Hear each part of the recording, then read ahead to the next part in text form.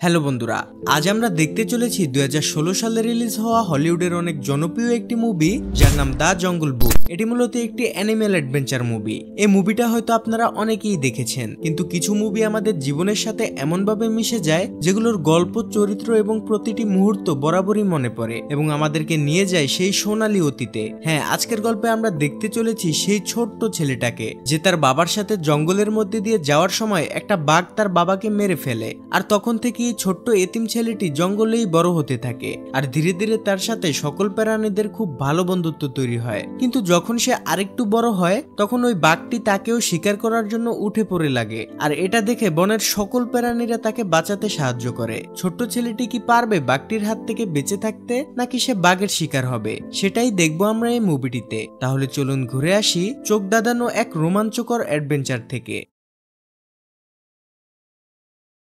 তো মুভির শুরুতে আমরা একটি ছেলেকে দেখতে পাই যার নাম মোগলি। বিশাল এই জঙ্গলের ভিতরে মোগলিকে কয়েকটি নেকড়ে তাড়া করেছে। মনে হচ্ছে নেকড়েগুলো তাকে ধরতে পারলে একদম খেয়ে ফেলবে। মোগলি তাদের চোখ ফাঁকি দিয়ে এদিক সেদিক ছুটে কোনো রকমে বেঁচে যায়, আর ঠিক তখনই একটা ব্ল্যাক প্যান্থার একটা জাগুয়ার তার সামনে চলে আসে। আসলে এসব কোনো প্রাণী মোগলির কোনো ক্ষতি করতে চাইছিল না, বরং এরা সবাই হচ্ছে মোগলির খুব ভালো বন্ধু। ছোটবেলা থেকেই মোগলি জঙ্গলে এসব পশু প্রাণীদের সাথে বসবাস করে। তার বাবা মা বলতে কেউ নেই, তাই এই ব্ল্যাক প্যান্থারটি যার নাম বাগিরা সেই মোগলিকে এই জঙ্গলে নিয়ে এসেছে।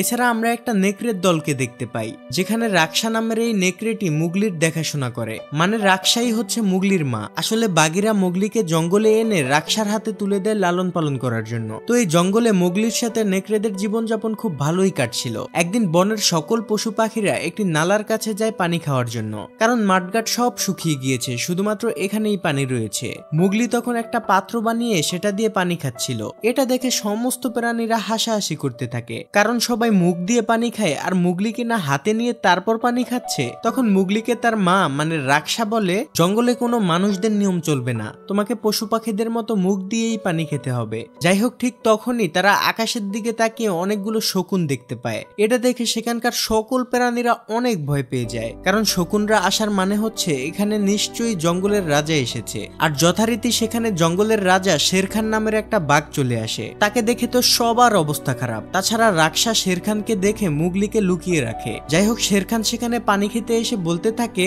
আমি এখানে কেমন জানি একটা মানুষের গন্ধ পাচ্ছি। শেরখান তখন চিৎকার করে নেকড়েদের বলতে থাকে, তোমরা আর কতকাল ওই ছোট্ট মানুষের বাচ্চাটাকে আমার কাছ থেকে লুকিয়ে রাখবে?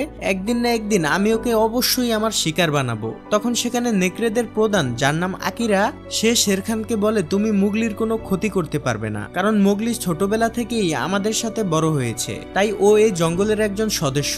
এগুলো শুনে শেরখান বলে, তোমরা যতই চেষ্টা করো না কেন মানুষের বাচ্চা কখনো এই জঙ্গলে থাকতে পারবে না। তোমরা কি দেখোনি মানুষরা আমার মুখের কি অবস্থা করেছে? আসলে শেরখানের মুখের এক সাইড পুড়ে গিয়েছিল, আর সেটা কিভাবে পুড়েছে তা আমরা একটু পরেই জানতে পারবো। যাই হোক, শেরখান এখানে নেকড়েদের নানা রকম হুমকি দিয়ে চলে যায়। শেরখানের মুখে এগুলো শুনে সমস্ত নেকড়েরা মোগলিকে নিয়ে অনেক চিন্তায় পড়ে যায়। যাই হোক, একদিন জঙ্গলে যখন অনেক বৃষ্টি হচ্ছিল তখন সকল নেকড়েরা মিলে মুগলিকে নিয়ে আলোচনা করতে বসে। তারা শেরখানের হাত থেকে মুগলিকে কিভাবে বাঁচাবে কোনো মতেই ভেবে পাচ্ছিল না। সেখানে থাকা কয়েকটা নেকড়ে তাদের সর্দার আকিরাকে বলে, মুগলির জন্য আমাদের উপর কোন বিপদ আসে আল্লাহই জানে। আর এসব কথা মুগলি পিছন থেকে শুনে তাদের কাছে যায়। এরপর সে আকিরাকে বলে, আমার জন্য তোমাদের উপর কোনো বিপদ আসুক এটা আমি চাই না। আমি এই জঙ্গল ছেড়ে চলে যাব, যেখানে মানুষরা থাকে আমি সেইখানে চলে যাব।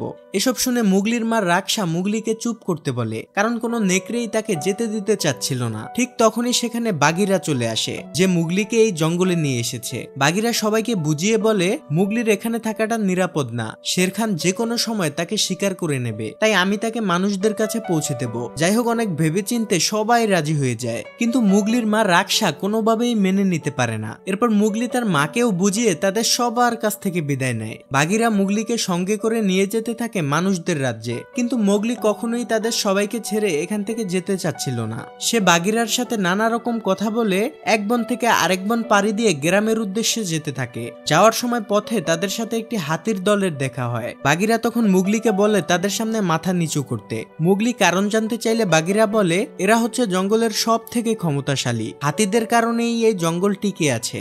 তাই এদের সামনে কেউ মাথা উঁচু করে দাঁড়াতে পারে না। যাই হোক, এরপর তারা যখন একটি খোলা মাঠের কাছে আসে তখন হঠাৎ করে বাঘিরা মুগলিকে লুকিয়ে পড়তে বলে, আর মুগলি কিছু বুঝে ওঠার আগেই শেরখান এসে তার উপরে আক্রমণ করে বসে। বাঘিরা কোনো রকমে শেরখানের হাত থেকে মুগলিকে বাঁচিয়ে নেয় আর মুগলিকে সেখান থেকে পালিয়ে যেতে বলে। বাঘিরা কোনো মতেই শেরখানের সাথে লড়াই করে পারছিল না। এক পর্যায়ে শেরখান বাঘিরাকে হারিয়ে মুগলিকে ধাওয়া করতে থাকে। মুগলিও নিজের জীবন বাঁচানোর জন্য সামনের দিকে দৌড়াতে থাকে। দৌড়াতে দৌড়াতে সে একটি কাদার ভিতরে পড়ে যায়। শেরখান প্রায় মুগলিকে ধরেই ফেলছিল। ঠিক তখনই মুগলির সামনে একদল বন্য মহিষ চলে আসে আর মুগলি একটা মহিষের শিং ধরে সেখান থেকে এ যাত্রায় বেঁচে যায়। শেরখান মুগলিকে শিকার করতে না পেরে রাগে ফেটে যাচ্ছিল। এরপর শেরখান সোজা চলে যায় নেকড়েদের কাছে। সে নেকড়েদের লিডার আকিরাকে বলে, তোদের এত বড় সাহস আমার শিকারকে পালিয়ে যেতে দিস, মনে রাখিস একদিন আমি ওকে শিকার করেই ছাড়বো। এগুলো বলে শেরখান সাথে সাথে আকিরার উপর হামলা করে তাকে মেরে ফেলে আর সকল নেকড়েদেরকে জানিয়ে দেয়, আমি এই জঙ্গলের রাজা আর এখন থেকে তোরা বুঝতে পারবি ভয় কি জিনিস। যাই হোক, অন্যদিকে আমরা মুগলিকে দেখতে পাই যে কিনা মহিষের পিঠে চড়ে সামনের দিকে আগাতে থাকে। ঠিক তখনই সেখানে প্রচন্ড বৃষ্টির ফলে পাহাড়গুলো গাছপালা নিয়ে ভেঙে পড়তে থাকে। এগুলো দেখে মুগলি তার জীবন বাঁচাতে নদীতে ঝাঁপ দেয় আর সে কোনো মতে একটা গাছের গুড়ি ধরে ভাসতে ভাসতে সামনের দিকে আগাতে থাকে। অনেকটা পথ পাড়ি দিয়ে সে নতুন একটি জঙ্গলে প্রবেশ করে। এখানে সবকিছুই তার অপরিচিত ছিল। তাছাড়া এতটা পথ পাড়ি দেওয়ার কারণে তার অনেক খিদা লেগেছে। তাই সে একটা গাছ থেকে কয়েকটা ফল পেড়ে সেগুলো বসে বসে খেতে থাকে। ঠিক তখনই কয়েকটা প্রাণী এসে তার ফলগুলো নিয়ে চলে যায়। বেচারা তখন ফলগুলোকে আনার জন্য তাদের পেছনে পেছনে দৌড়াতে থাকে। দৌড়াতে দৌড়াতে সে একটা গাছের উপরে চলে আসে আর সেখানে তার সাথে অনেক বড় একটা অজাগর সাপের দেখা হয়, যার নাম ছিল কা। কা তখন মুগলিকে বলে, এই ঘন জঙ্গলে তুমি একা একা কি করছো? মুগলি তখন বলে, আমি ছোটবেলা থেকেই জঙ্গলে থাকি, কিন্তু আজ আমি ভুল করে এখানে চলে এসেছি। তখন কা বলে, আমি জানি তুমি কোথা থেকে এসেছো। একবার তোমার বাবা তোমাকে নিয়ে এই জঙ্গল দিয়ে যাচ্ছিল।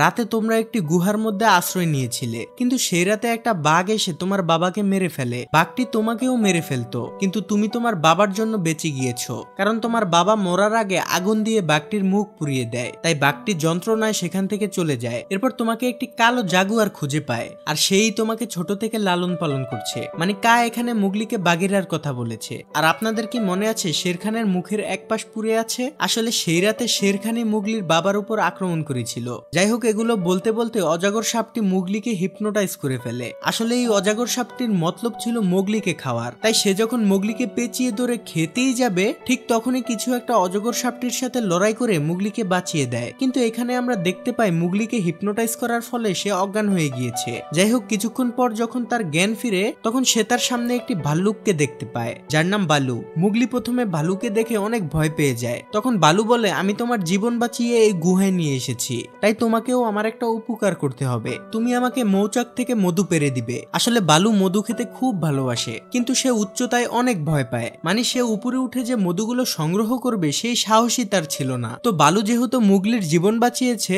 তাই মুগলি বিষয়টা শোধবোধ করার জন্য মধু পাড়তে রাজি হয়। এরপর আমরা দেখতে পাই মুগলি মানুষের মতো বুদ্ধি খাটিয়ে গাছ থেকে লতা নিয়ে পাহাড়ের উপরে উঠে যায়। এরপর সে পাহাড় বেয়ে ভালুর জন্য মধু পেরে দেয় আর ভালু তো মধু খেয়ে খুব খুশি হয়। এরপর মুগলি পাহাড় থেকে নিচে নেমে এসে বালুকে বলে, দেখো তোমার জন্য মৌমাছিরা আমার কি হাল করেছে। যাই হোক, এরপর সে ওখান থেকে চলে যেতে থাকে। তখন বালু মুগলিকে জিজ্ঞেস করে, তুমি জঙ্গল ছেড়ে কেন চলে যাবে? উত্তরে মুগলি বলে, আমাকে মানুষদের কাছে যেতে হবে, কারণ একটা বাঘ আমার পিছু নিয়েছে। যাই হোক, এভাবে কথায় কথায় জানা যায় বালু হচ্ছে ব্ল্যাক প্যান্থার বাঘিরার অনেক পুরনো বন্ধু। তখন বালু মুগলিকে বলে, তোমার মানুষদের কাছে যাওয়ার কি দরকার, তুমি এখানে আমার সাথেই থেকে যাও। তখন মুগলি বলে, না, বাঘিরা আমাকে মানুষদের কাছেই যেতে বলেছে, না হলে সে অনেক মন খারাপ করবে। এটা শুনে বালু বলে, চলো তোমাকে আমি মানুষদের গ্রামের কাছে নিয়ে যাই। এরপর তারা হাঁটতে হাঁটতে অনেক রাতে লোকালয়ে পৌঁছায়। বালু মুগলিকে বলে, তোমাকে আমি মানুষদের কাছে যাওয়ার পথ চিনিয়ে দিয়েছি, তোমাকে ওইখানেই যেতে হবে, কিন্তু আমি চাই তুমি আমার সাথে এখানেই থেকে যাও, তাহলে তুমি আর আমি একসাথে শীতের মধ্যে অনেক মধু সংগ্রহ করব। এরপর না হয় তুমি মানুষদের কাছে চলে যেও। আসলে বালুর প্ল্যান হচ্ছে সে প্রতিদিন মুগলিকে দিয়ে মধু পাড়াবে আর সে বসে বসে খাবে। মানে এই দুষ্ট বালু এই সময় এসেও নিজের পেটের চিন্তা করছে। বেটা একটা কঠিন লেভেলের অলস। যাই হোক, এসব কথা শুনে মুগলি ভালুর সাথে থাকতে রাজি হয়, কারণ এমনিতে সে নিজেও এই জঙ্গল ছেড়ে যেতে চায় না। যাই হোক, পরের দিন মুগলি বালুর জন্য পাহাড় থেকে অনেক মধু পেরে দেয়। সে নানা রকম সরঞ্জাম তৈরি করে মধু পারে। এই জায়গার সৌন্দর্যটা আপনারা মুভিতেই বুঝতে পারবেন, আসলে এক্সপ্লেন করে বোঝানো সম্ভব না। যাই হোক, এভাবে অনেক দিন কেটে যায় এবং বালুর সাথে মুগলির অনেক ভালো বন্ধুত্ব হয়। তারা একসাথে গান গায়, পানিতে খেলাধুলা করে, মানে অনেক আনন্দে আছে তারা। যাই হোক, হঠাৎ করে একদিন সেই জঙ্গলে তাদের কাছে ব্ল্যাক প্যান্থার বাগিরা চলে আসে। আর মোগলি তার বন্ধু বাগিরাকে দেখে অনেক খুশি হয়, আর বাগিরাও তাকে সুস্থ দেখে অনেক খুশি হয়ে যায়। এরপর বাগিরা মোগলিকে বলে, তোমাকে আমি মানুষদের গ্রামে রেখে আসবো। তখন মোগলি বাগিরাকে বলে সে এখানে বালুর সাথে ভালোই আছে, তারা এখানে একসাথে অনেক মজা করেছে। আর মোগলির এসব মধু সংগ্রহ করা দেখে বাগিরা মোগলিকে অনেক রাগারাগি করে, এতে মোগলির একটু মন খারাপ হয়। এরপর বাগিরা ভালুকে বলে, তুই বেটা একটা অলস, জীবনেও কাজ করস না, এতটুকু একটা বাচ্চাকে দিয়ে এগুলো করাতে তোর লজ্জা করে না? তখন বালু বলে, ভাই রাগ করিস না, মোটা মানুষদের কষ্ট তুই কি বুঝবি, আয় ভাই তুইও আমার সাথে মধু খা। বাগিরা বলে, আমি এসব মধু টধু খাই না, তোর মধু তুই খা, কাল সকালেই আমি মোগলিকে নিয়ে এখান থেকে চলে যাব। আসলে এই মুভিটার মধ্যে বালু হচ্ছে অনেক হাস্যকর একটি ফানি ক্যারেক্টার। যাই হোক, সেদিন রাতের বেলা তারা সবাই যখন ঘুমাচ্ছিল তখন মোগলির কানে হঠাৎ হাতিদের চিৎকার আসে। সে বাইরে বেরিয়ে দেখতে পায় অনেকগুলো হাতি একটা গর্তের কাছে দাঁড়িয়ে আছে আর তাদেরকে অনেক চিন্তিত দেখাচ্ছে। মোগলি তাদের কাছে গিয়ে প্রথমেই তাদের মাথা নিচু করে সম্মান জানায়। এরপর সে দেখতে পায় হাতিদের একটা ছোট বাচ্চা গর্তে পড়ে গিয়েছে। এটা দেখে সে জলদি গুহার কাছে চলে আসে। সে মধু পাড়ার জন্য যে দড়ি তৈরি করেছিল সেগুলো নিয়ে সে হাতিদের কাছে চলে যায়। এরপর সেই দড়ির সাহায্যে সে হাতির বাচ্চাটিকে বাঁচিয়ে দেয়। আর দূর থেকে বাগিরা এবং ভালু এসব দেখে অনেক খুশি হয়, সেই সাথে একটু অবাকও হয়, কারণ আজ অব্দি কোনো প্রাণী হাতিদের এত কাছে যায়নি। যাই হোক, এরপর বালু বাগিরাকে বলে, ও জঙ্গলে থাকলে আমাদের অনেক হেল্প হবে। তখন বাগিরা বলে, ওকে জঙ্গলে তো আমিও রাখতে চাই, কিন্তু তা সম্ভব না। তখন বালু বলে, হ্যাঁ মুগলি আমাকে বলেছে ওকে নাকি একটা বাঘ শিকার করতে চায়। তখন বাগিরা বলে, বাঘ না ভাই, ওর উপরে শের খানের নজর পড়েছে। এটা শুনে বালু বলে, তাহলে তো ভাই মুগলির রক্ষা নেই, কিন্তু নেকড়েদের সর্দার আকিরা কি করছে, ওর কথা তো সবাই শুনে। উত্তরে বাগিরা বলে, শের খান আকিরাকে মেরে ফেলেছে, শের খান জঙ্গলের কোনো নিয়মই মানছে না। বাগিরা তখন বালুকে আরো বলে, মুগলি জঙ্গলে থাকলে যে কোনো সময় ওর বিপদ হতে পারে, তুইই পারবি আমাকে হেল্প করতে দোস্ত, ওকে মানুষদের কাছে যেভাবেই হোক পৌঁছে দিতে হবে। যাই হোক, এরপর মোগলি যখন নদীর কাছে বসেছিল তখন বালু তার কাছে গিয়ে বলে, দেখো ভাই তোমাকে এখন আর আমার প্রয়োজন নেই, তুমি এখান থেকে চলে যাও। মোগলি তখন বলে, কি বলছো, তুমি তো আমার ভালো বন্ধু তাই না? বালু বলে, না আমি কখনোই তোমাকে বন্ধু মনে করিনি, আমি মধু পাড়ার জন্য তোমাকে শুধুমাত্র ইউজ করেছি। এখন আমার শীতের মধু সঞ্চয় হয়ে গিয়েছে, তোমাকে দিয়ে আমার আর কোনো লাভ নেই, তুমি এখান থেকে চলে যাও। আসলে বালু এখানে বুকে কষ্ট চেপে রেখে মুগলিকে এই কথাগুলো বলছিল।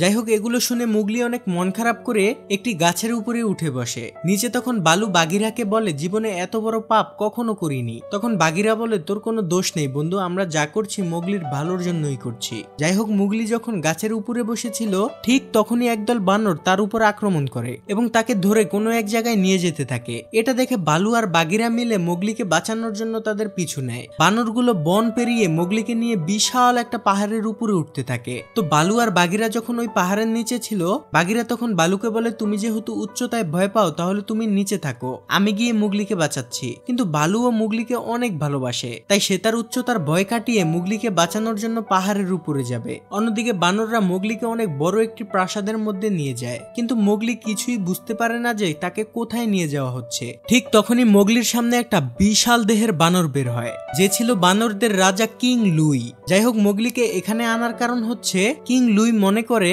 যে কোনো মানুষই রেড ফ্লাওয়ার মানে আগুন জ্বালাতে পারে, তাই সে মুগলিকে এখানে নিয়ে এসেছে আগুনের ক্ষমতা পাওয়ার জন্য। আসলে জঙ্গলের সকল পশু পাখিরা আগুনকে খুব ভয় পায়, তাই যেই প্রাণীর কাছে আগুন থাকবে সেই এই বনের প্রাণীদের শাসন করতে পারবে। তাই জঙ্গলের সকল প্রাণী আগুনকে বলে রেড ফ্লাওয়ার। যাই হোক, কিং লুই মুগলিকে বলে, আমার শক্তি, বুদ্ধি, সয় সম্পত্তি আর খাবার দাবারের কোনো অভাব নেই, কিন্তু তারপরেও আমাকে ভয়ঙ্কর প্রাণীদের মধ্যে বা রাজা হিসাবে গণ্য করা হয় না। কিন্তু আমার কাছে যখন রেড ফ্লাওয়ার থাকবে তখন আমি পুরো জঙ্গলে রাজ করতে পারবো, তাই তুমি আমাকে রেড ফ্লাওয়ার এনে দিবে, এর বিনিময়ে তুমি আমার কাছ থেকে যা চাবে তাই পাবে। অন্যদিকে আমরা বালু আর বাগিরাকে দেখতে পাই, যারা কিনা এখানে পাহাড় বেয়ে উপরে উঠতে থাকে। এই জায়গাটা যেমন ইমোশনাল ছিল সেই সাথে অনেক হাস্যকরও ছিল। মানে বালু পাহাড়ে উঠতে গিয়ে তার অবস্থা পুরো খারাপ হয়ে যায়। সে বাগিরাকে বলে, ভাই আমি উপরে উঠতে উঠতে না সোজা উপরে উঠে যাই, মানে সে অনেক ভয় পাচ্ছিল। এদিকে বাগিরা তাকে অনেক সাহস আর উৎসাহ দেয়। যাই হোক, বহু কষ্টে তারা পাহাড়ের উপরে উঠে যায়। এরপর সেই বিশাল প্রাসাদের দিকে যেতে থাকে। অন্যদিকে মোগলি বারবার কিং লুইকে বুঝাতে থাকে যে সে আগুন বানাতে পারে না, কিন্তু কিং লুই কোনোভাবেই তার কথা বিশ্বাস করে না। সে মোগলির উপর রেগে গিয়ে তাকে ধাক্কা মারে। ঠিক তখনই সেখানে পেছন থেকে ভালু চলে আসে আর বিভিন্ন ধরনের হাসি ঠাট্টার কথা বলে সব বানরদের মনোযোগ তার দিকে রাখে। অন্যদিকে বাগিরা পাশের একটা রাস্তা দিয়ে মোগলিকে ইশারা দেয় তার সাথে পালিয়ে যাওয়ার জন্য। তারা দুজন মিলে যখন চুপি চুপি পালাচ্ছিল তখনই একটা ছোট্ট বানর তাদেরকে দেখে ফেলে। কিং লুই সব বানরদের আদেশ দেয় তাদেরকে বন্দি করার জন্য। আদেশ পেয়ে সকল বানররা মোগলিদের পিছনে লেগে যায়। বালু আর বাঘিরা মোগলিকে বলে, তুমি পালিয়ে যাও, আমরা বানরদের দেখছি। তো মোগলি তাদের কথা মতো সেখান থেকে পালাতে থাকে। অন্যদিকে সমস্ত বানররা বাঘিরা এবং বালুকে ঘিরে ফেলেছে। তারা দুজন বানরদের সাথে যথাসম্ভব লড়াই করে। অন্যদিকে কিং লুই মোগলির পিছনে পড়ে যায়। সে প্রায় মোগলিকে ধরেই ফেলেছিল, কিন্তু তার বিশাল শরীরের জন্য কোনো মতেই পেরে উঠছিল না। এক পর্যায়ে মোগলি কিং লুইকে চিৎকার করে বলে, তোমাদের আমি কি ক্ষতি করেছি? তোমরা কেন আমাকে ধরার জন্য উঠে পড়ে লেগেছ? কিং লুই তখন মোগলিকে বলে, তুমি যদি আমাকে রেড ফ্লাওয়ার দাও তাহলে আমি তোমাকে শেরখানের হাত থেকে বাঁচাবো। তখন মোগলি বলে, শেরখানের হাত থেকে বাঁচাতে তোমার সাহায্যের প্রয়োজন নেই, আমাকে নেকড়েদের সর্দার আকিরাই বাঁচাতে পারবে। তখন কিং লুই বলে, আকিরাকে তো অলরেডি শেরখান মেরে ফেলেছে। এটা শুনে মোগলি অনেক কষ্ট পায় আর সে আবারও সেখান থেকে পালাতে শুরু করে। অন্যদিকে ব্ল্যাক প্যান্থার আর বালুকের সাথে বানরদের তুমুল লড়াই চলছে। এদিকে কিং লুই যখন মোগলিকে ধরেই ফেলবে, ঠিক তখনই মোগলি জানালা দিয়ে লাফিয়ে একটা গাছে চলে যায়। মোগলিকে ধরার জন্য কিং লুইও যখন জানালা দিয়ে বের হতে যায়, তখন তার মোটা দেহের কারণে পুরো প্রাসাদ তার উপরে ভেঙে পড়ে যায়। অন্যদিকে বাঘিরা আর ভালু এটা দেখে অনেক ভয় পেয়ে যায়। তারা চিন্তা করে মোগলির আবার কিছু হয়ে গেল না তো। এদিকে সকল বানররাও তাদের ওস্তাদকে নিয়ে চিন্তিত হয়ে পড়ে। কিং লুইকে বাঁচানোর জন্য সকল বানররা লড়াই ছেড়ে ইট সরাতে থাকে। এদিকে বাঘিরা আর বালু মোগলিকে হর্ণ হয়ে খুঁজতে থাকে। ঠিক তখনই মোগলি গাছ থেকে চিৎকার করে বলে, আকিরাকে শেরখান মেরে ফেলেছে, একথা আমাকে কেন জানানো হয়নি? এটা বলে সে রেগে গিয়ে মানুষদের গ্রামের দিকে চলে যায়। এরপর সে চুপি চুপি মানুষদের কাছ থেকে চুরি করে সেই রেড ফ্লাওয়ার বা আগুন নিয়ে আবারও জঙ্গলে ফিরে আসে। মানে তার উদ্দেশ্য হচ্ছে আকিরার মৃত্যুর প্রতিশোধ নেওয়ার জন্য শেরখানের সাথে লড়াই করবে। তো ওই আগুন নিয়ে যাওয়ার সময় কিছুটা আগুন নিচে পড়ে যায়, যেটা কিনা মোগলি খেয়াল করে না। যাই হোক, এরপর মোগলি আগুন নিয়ে সোজা সেই নালার কাছে চলে যায় যেখানে শেরখান মোগলিকে শিকার করার হুমকি দিয়েছিল। সেখানে এসে মোগলি চিৎকার করে বলে সে শেরখানকে ভয় পায় না, শেরখান যেন তার সাথে মোকাবেলা করে। মোগলি সেখানে লক্ষ্য করে দেখে সকল প্রাণীরা নালার কাছে দাঁড়িয়ে আছে। মোগলি তখন চিন্তা করে কি এমন হয়েছে যে সকল প্রাণীরা পানির কাছে চলে এসেছে। ঠিক তখনই সেখানে শেরখান এসে সকলকে বলে, দেখেছো মানুষের বাচ্চা আমাদের কি পরিমাণ ক্ষতি করেছে? সে ইচ্ছে করে পুরো জঙ্গলে আগুন লাগিয়ে দিয়েছে।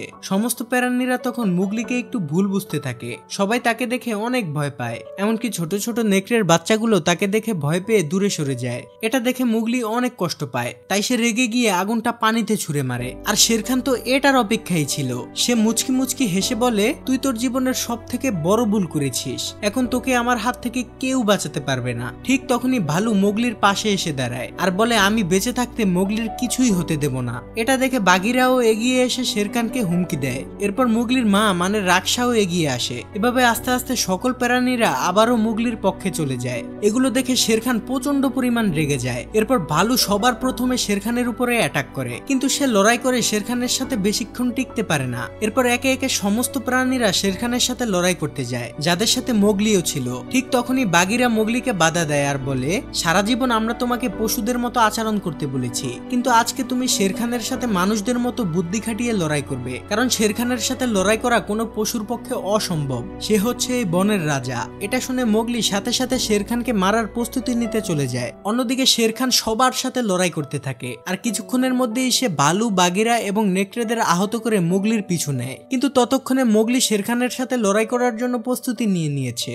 সে গাছের লতা এবং লাঠি দিয়ে শেরখানের জন্য একটি ফাঁদ তৈরি করে। তো এরপর আমরা দেখি শেরখান মোগলিকে আক্রমণ করার জন্য একটি গাছে উঠে যায় আর মোগলিও কৌশলে কৌশলে শেরখানকে তার ফাঁদের দিকে নিয়ে যেতে থাকে। তারা দুজন যে গাছটাতে রয়েছে তার নিচে শুধু আগুন আর আগুন, মানে এখান থেকে পড়লে মৃত্যু নিশ্চিত। তো এরপর আমরা দেখতে পাই মোগলি অনেক চিকন একটি ডালে গিয়েছে আর শেরখান তাকে ধরার জন্য যখন ওই ডালের উপরে লাফ দেয়, তখন মোগলি ওই ডাল থেকে লাফিয়ে একটা রশি ধরে ঝুলে পড়ে। অন্যদিকে লাফ দেওয়ার ফলে শেরখানের ওজনের কারণে গাছের ডালটি ভেঙে যায় আর সঙ্গে সঙ্গে সে নিচে আগুনে পড়ে যায়। আর এখানেই এই ভয়ঙ্কর শেরখানের সমাপ্তি ঘটে। অন্যদিকে পুরো বনের ভিতরে আগুন ছড়িয়ে পড়েছে। এটা দেখে মোগলি নিচে নামে আগুন নিবানোর জন্য। আর দূর থেকে এগুলো দেখে সকল প্রাণীরা মনে করে মোগলি হয়তো আর বেঁচে নেই, শেরখান হয়তো তাকে মেরে ফেলেছে। অন্যদিকে মোগলির সাথে হাতিদের দেখা হয়, তখন মোগলি মাথা নিচু করে তাদের সম্মান জানায়। যাই হোক, অন্যদিকে বনের সকল প্রাণীরা দেখে সমস্ত আগুন নিভে যাচ্ছে, মানে হাতিরা এই কাজগুলো করছে। তারা ঝর্ণার মুখ বন্ধ করে সমস্ত পানি বনের দিকে দিয়ে দিয়েছে। এরপর তারা সবাই দেখে মোগলি সেই ছোট্ট হাতিটির পিঠে চড়ে আছে, যাকে সে গর্ত থেকে বাঁচিয়েছিল। এগুলো দেখে সবাই খুব খুশি হয় এবং তাদের জঙ্গলে আবারও শান্তি ফিরে আসে। তো এভাবে অনেক দিন কেটে যায়। এরপর আমরা দেখতে পাই মোগলি, বালু, বাগিরা এবং সকল নেকড়েরা মিলে অনেক আনন্দ করতে থাকে। আর মুভির একদম শেষে দেখানো হয় বালু এখন গাছে চড়তে শিখে গেছে। সে একটি গাছে উঠে বলে, হ্যাঁ এটাই জীবন, খাও দাও আর বাগর বাজাও। আর এখানেই এই সুন্দর মুভিটি শেষ হয়ে যায়। তো আপনাদের কাছে আমি আন্তরিকভাবে দুঃখিত, আমার ভিডিও ছাড়তে অনেক লম্বা একটা গ্যাপ হয়ে গিয়েছে। আসলে ঈদের ছুটিতে একটু দেশের বাড়িতে গিয়েছিলাম। যাই হোক, এই মাসটা আবারও রেগুলার হয়ে যাবে, কিন্তু সামনে আবারও 2 মাসের একটা গ্যাপ পড়ে যাবে। আসলে ন্যাশনাল ইউনিভার্সিটির ব্যাচেলর লাইফ তো বুঝতেই পারছেন, মানে আমার বিবিএ এক্সাম শুরু হবে। যাই হোক, নভেম্বর মাস থেকে সব কিছু ঠিক হয়ে যাবে ইনশাল্লাহ। তো গল্পটি ভালো লাগলে একটি লাইক করতে পারেন এবং কমেন্টে নিজের মতামতটা জানিয়ে যেতে পারেন। আল্লাহ হাফেজ।